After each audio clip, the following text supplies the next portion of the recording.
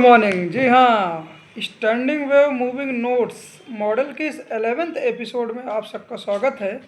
मैं हूं मनीष जायसवाल, अरकन्या चौराहे, मुट्ठीगंज, प्रयागराज, इलाहाबाद, यूपी, इंडिया, जो विश्व के साथ सामंजस्य में है।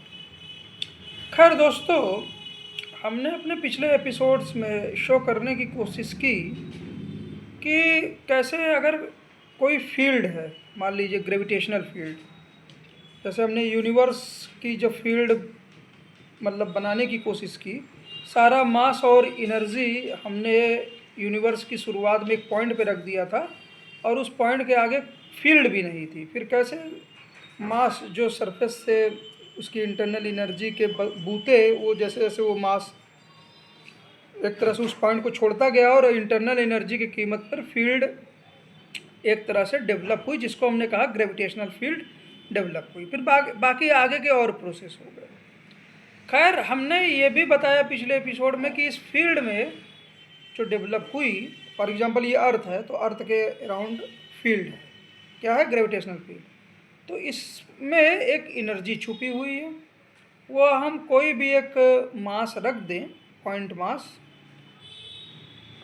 इस पूरी फील्ड में, तो वो एनर्जी हार्नेस की जा सकती है, फील्ड की एनर्जी हार्नेस की जा सकती है। इसी तरह से हमने ये बताया कि इलेक्ट्रॉन जो है, कोई भी एक इलेक्ट्रॉन अपने न्यूक्लियस के अराउंड वो इलेक्ट्रॉन क्लाउड के रूप में है। ठीक वैसा ही कल मैं MIT से रिलेटेड एक लेक्चर देख रहा था, तो उसमें प्रोफेसर साहब ने बताया कि श्रोडिंगर साहब ने एक तरह से अज्यूम कर लिया था या उनकी कल्पनाओं में था कि पार्टिकल जो इलेक्ट्रॉन है वो छोटे छोटे पार्टिकल में टूट जाता है। एक्चुअली में हमारे मॉडल में भी ठीक उनके ही तरह कल्पना है कि इलेक्ट्रॉन जो है वो छोटे छोटे पार्टिकल्स में टूट जा रहा है और वो नोड्स बना रहे हैं, किसके साथ, न्यूक्लियस के साथ मिलकर नोड्स बनाते हैं और इन नोड्स के मध्य स्टैंडिंग वेव है। तो किन्हीं भी दो पार्टिकल के मध्य, जो दोनों ही इलेक्ट्रॉन से रिलेटेड है, उनके मध्य स्टैंडिंग वेव एग्जिस्ट कर रही है। हमने अपने पिछले मॉडल्स में ये भी बताने की कोशिश की कि ये जो नोड्स हैं ये पूरी तरह से रिजिड नहीं है। जैसे दो रिजिड खूटे के मध्य में स्ट्रिंग है, स्टैंडिंग वेव है, तो वहाँ स्टैंडिंग वेव दो रिजिड खूटे के मध्य है। लेकिन अगर हल्का सा खूटा आप खोल दीजिए तो वो जो हाफ वेव है वो आगे बढ़ जाएगी। क्या बढ़ जाएगी? आगे बढ़ जाएगी ना। तो इसी तरह से हमारे जो नोड्स हैं वो पूरी तरह से रिजिड नहीं है।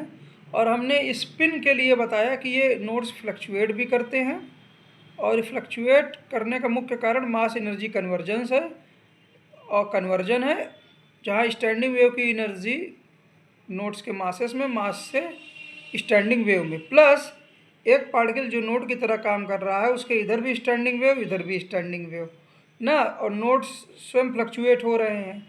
तो ये इस फ्लक्चुएशन में एक स्टैंडिंग वेव पार्टिकल की जो एक तरफ है वो दूसरी स्टैंडिंग वेव के साथ इंटरेक्ट कर सकती है हाफ वेव के जरिए ना।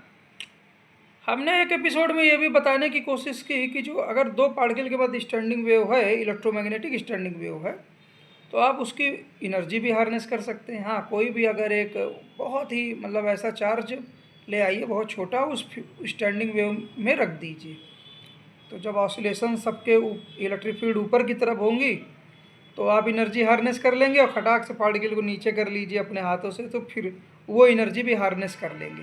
कहने का मतलब है कि एवरेज सेंस में आप ये मानिए कि जो एम्पलीट्यूड्स हैं इलेक्ट्रिक फील्ड के वो ऊपर आधे समय है, नीचे आधे समय है। एवरेज सेंस में दोनों को ऊपर कर लीजिए, और प्लस ये भी कर लीजिए आप, और क्या बोलते हैं, तो एक तरह से आप जो एम्पलीट्यूड्स बदल रहे हैं पोजीशन के साथ स्टैंडिंग वेव में ना, तो अगर नीचे वाले एम्पलीट्यूड ऊपर कर लीजिए और प्लस क्या बोलते हैं, आप उस एम्पलीट्यूड्स को जो अलग अलग पोजीशन पे अलग अलग हैं उसको आप एवरेजिंग कर लीजिए, तब भी आप उतनी एनर्जी पा जाएंगे ना, सारे एम्पलीट्यूड को। फिर आप उसको एम्पलीट्यूड्स को, चूँकि वो एम्पलीट्यूड है तो वैल्यू डाउन भी होगी ना, तो जब ज़्यादा फील्ड रहेगी तो किसी पॉइंट पे ज़्यादा एनर्जी आपको उस समय मिलेगी, जब फील्ड कम हो जाएगी तो चार्ज को कम एनर्जी मिलेगी। तो आप इसको भी एवरेज कर लीजिए। तो एक तरह से स्टैंडिंग वेव को आप कन्वर्ट कर सकते हैं स्टैटिक फील्ड में। दोनों ही क्या, दोनों से आप एनर्जी, एक इक्विवेलेंट एनर्जी आप हार्नेस कर सकते हैं।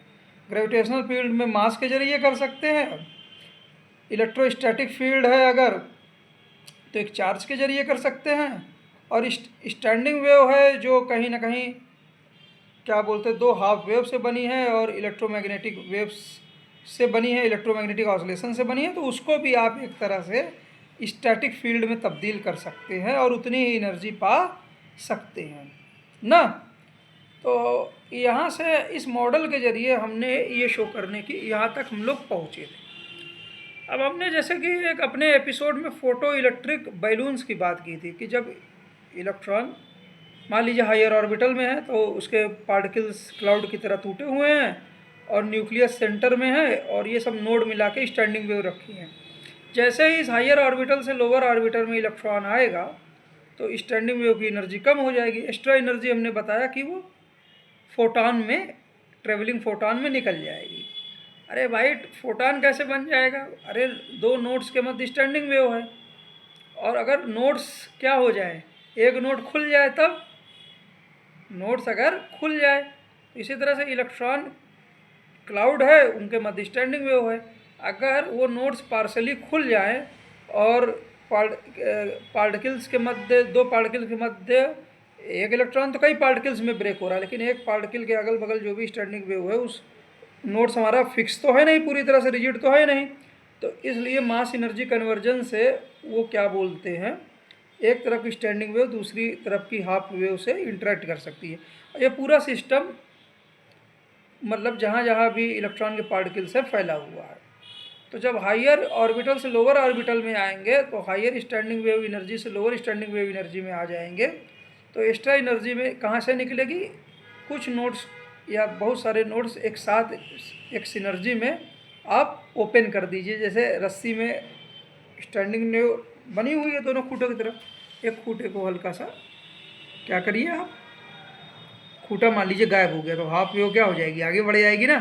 तो ऐसे ही क्या बोलते हैं, नोड्स को भी आप पूरी तरह से फिक्स मत मानिए, और मास एनर्जी कन्वर्जेंस के जरिए ये नोड्स क्या हैं, वो पूरी तरह से ये खुल भी जाते हैं और कभी टाइट भी हो सकते हैं, लेकिन इस तरह से पूरा सिस्टम रहता है कि जो भी स्टैंडिंग वेव एक ऑर्बिटल के करस्पॉन्डिंग है वो इन नोड्स के मध्य एग्जिस्ट कर रही है और मास एनर्जी कन्वर्जेंस भी हो रहे हैं इसी के साथ।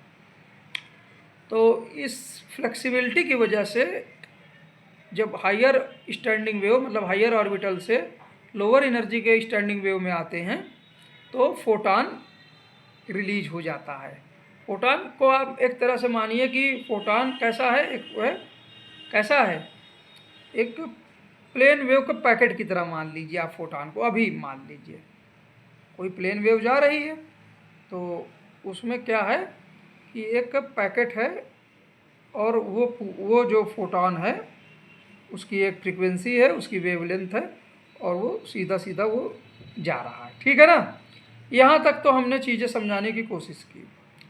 अब सिचुएशन देखिए, अब जैसे जो आप प्रोबेबिलिटी थ्योरी में जो थ्योरी है उसमें पार्टिकल को एज अ वेव बताया गया। अगर कोई पार्टिकल मूव कर रहा है तो वो क्या है, एज अ पैकेट वेव, क्या है, एक वेव का पैकेट है। वो वेव पैकेट बना कैसे है, वो एक्चुअली में वो वेव पैकेट बना है जब बहुत सारी जो कंटिन्यूअस वेव्स हैं और उनकी फ्रीक्वेंसी, एम्पलीट्यूड और इत्यादि थोड़ा थोड़ा डिफरेंस है, कुछ इस तरह से सुपर इम्पोज कर रही हैं बहुत सारी प्लेन वेव्स, इस तरह से सुपर इम्पोज कर रही हैं कि वो लोकलाइज्ड इफेक्ट दे रहा है ना, लोकलाइज्ड वेव बना ले रहा है, जहाँ एम्पलीट्यूड्स कुछ रीजन में क्या बोलते हैं ही दिखते हैं, बाकी रीजन में एम्पलीट्यूड्स इनके सुपरपोजिशन से जीरो दिखता है।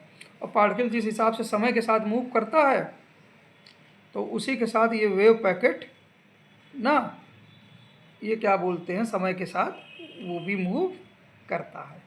अच्छा, बहुत अच्छा, वेरी गुड। अब आप इस वेव पैकेट के सामने खड़े हो जाइए। जी हाँ, मनीष जायसवाल खड़े हो गए, या हमारे मित्र जो भी हैं, सौरभ सुरोही तो सुनते रहते हैं, और हमारे बहुत नए मित्र भी जुड़े हैं। हाँ, रूप सिंह यादव, रूप सिंह साहब जुड़े हुए हैं ना, HBTI के ही हैं। मान लीजिए आप इस वेव पैकेट के सामने खड़े हो जाइए, तो इस वेव पैकेट के सामने आपको क्या फील होगा? जो वेव पैकेट आएगा, और वेव पैकेट अगर एम्पलीट्यूड अपना उसी रीजन में लोकेट है, तो आपको फील होगा कि कोई एक इलेक्ट्रोमैग्नेटिक रेडिएशन आया जो आपकी बॉडी से ना कुछ रीजन में यहाँ चीरता हुआ वापस निकल गया, तो आपको एक पार्टिकल का अनुभव होगा।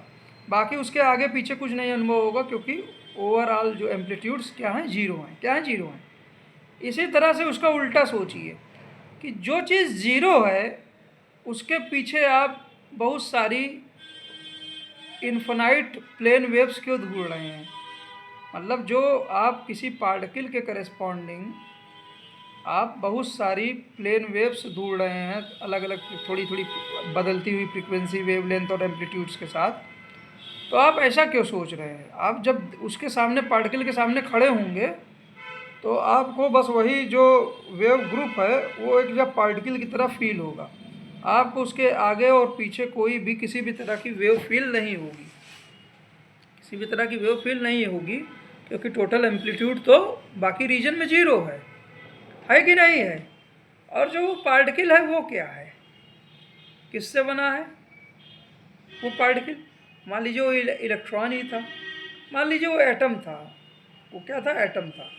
एटम के साथ भी हमने इंटरफेरेंस देखा हुआ है, काफ़ी बड़े एटम्स के साथ भी देखा हुआ है, जिसमें हज़ारों एटम हैं, वो भी इंटरफेरेंस शो करते हैं। तो कहने का मतलब ये है कि हमने जो बताया कि फ़ोटो इलेक्ट्रिक इफ़ेक्ट वाले एग्जाम्पल में, कि जब इलेक्ट्रॉन किसी ऑर्बिट में है न्यूक्लियस के अराउंड, और वो स्टैंडिंग वेव बना रहा है अपने क्लाउड मॉडल के साथ, तो जब वो h/μ0 से ऊपर एनर्जी, वर्क फंक्शन से ऊपर का कोई फोटॉन पाएगा, तो हमने फोटो इलेक्ट्रिक बैलून एपिसोड में बताया कि वो इलेक्ट्रॉन जो अभी क्लाउड में था, जिसमें एक नोड न्यूक्लियस था केंद्र पर, तो अब वो न्यूक्लियस जो है वो नोड का काम करना बंद कर देगा, और पूरा का पूरा जितने भी नोड हैं इलेक्ट्रॉन से संबंधित, वो और कोई नहीं बनाएंगे। इलेक्ट्रॉन जो स्प्रेड हुआ है, टूटा है, उनके पार्टिकल्स ही नोड्स बनाएंगे, और ये पूरा पार्टिकल्स बीच में स्टैंडिंग वेव लिए एक बैलून की तरह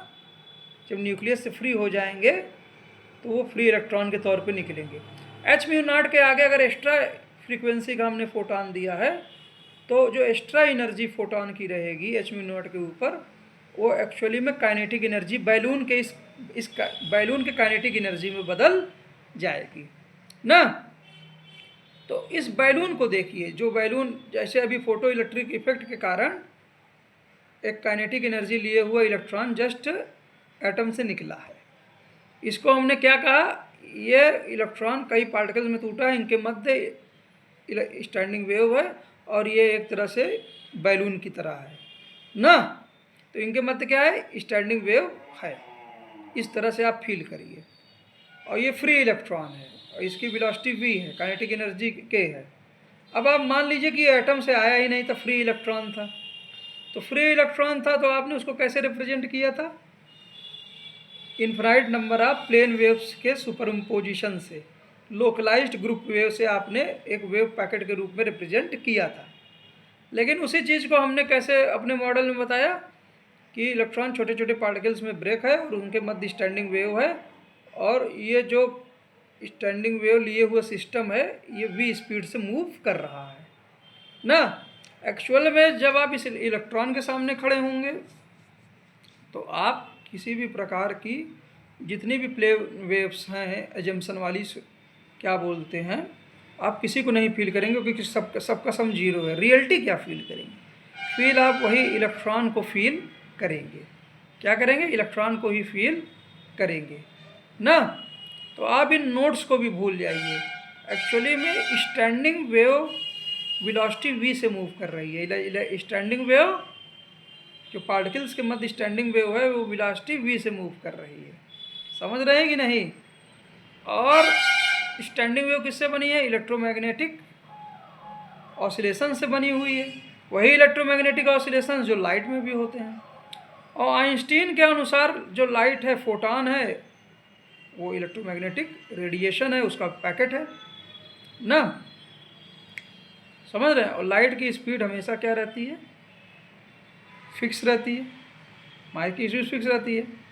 लेकिन आप अपने नोट्स को दिमाग से हटा दीजिए, अपने जो स्टैंडिंग वेव्स हैं इलेक्ट्रॉन की तरह, आप वेव पैकेट को इस तरह से देखिए कि वेव पैकेट क्या है, जो मूविंग पार्टिकल मूविंग इलेक्ट्रॉन के करस्पॉन्डिंग वेव पैकेट है, वो वेव पैकेट और कुछ नहीं, वो एज ए स्टैंडिंग वेव है। क्या है? As a standing wave. नहीं समझ में आ रहा?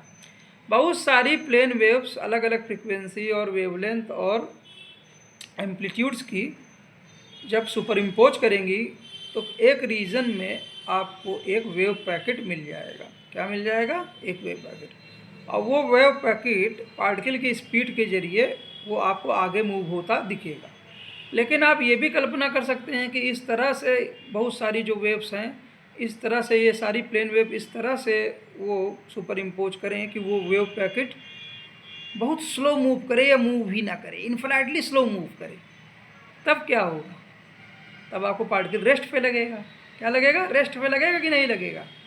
तो एक्चुअली में जो पार्टिकल रेस्ट पे लगेगा वो वेव पैकेट लगभग रेस्ट पे रहेगा, तो उसी रीजन में एम्पलीट्यूड रहेंगे, लेकिन हर एक पॉइंट पर उस जो भी एम्पलीट्यूड रहेंगे उसके करस्पॉन्डिंग ऑसिलेशंस तो इलेक्ट्रोमैग्नेटिक फील्ड में होंगे। तो स्टेशनरी वेव पैकेट और कुछ नहीं है, वो स्टैंडिंग वेव है, standing wave.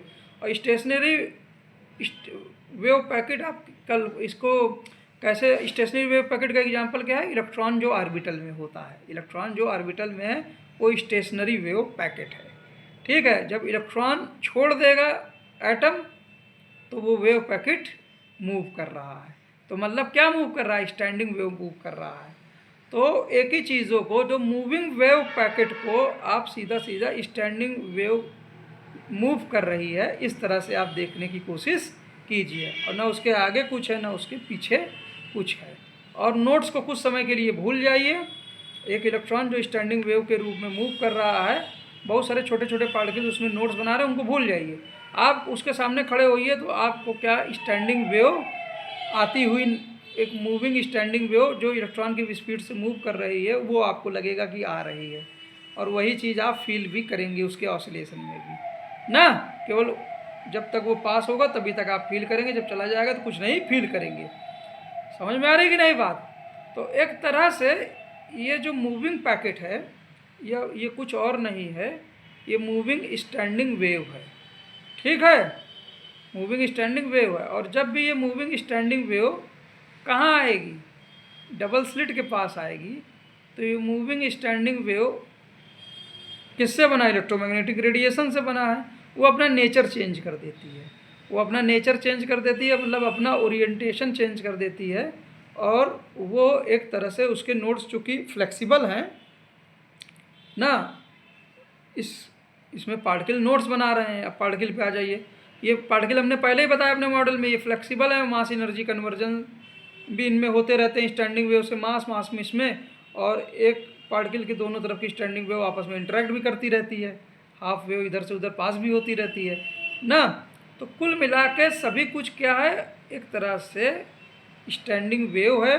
Standing wave move कर रही है वेलोसिटी v से, और नोड्स फ्लेक्सिबल हैं। तो नोड्स इस तरह से, नोड्स और स्टैंडिंग वेव इस तरह से आपस में मास एनर्जी कन्वर्जन करते हैं डबल स्लिट के पहुंचने से पहले, कि वो आपको एक तरह से स्लो मूविंग फोटान के तरह दिखेंगे।